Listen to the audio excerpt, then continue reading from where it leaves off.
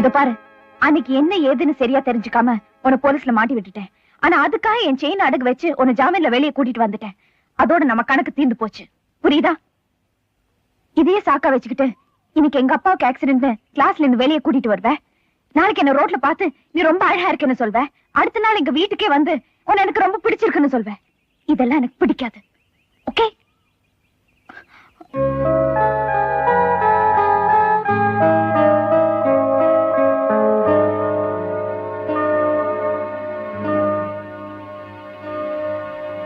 இதானே நீ அடகு வச்சு செயின்.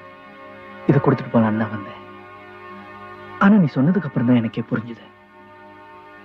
என்ன? நீ ரொம்ப அழகா இருக்க. உன்னை எனக்கு ரொம்ப பிடிச்சிருக்குன்னு. I like you.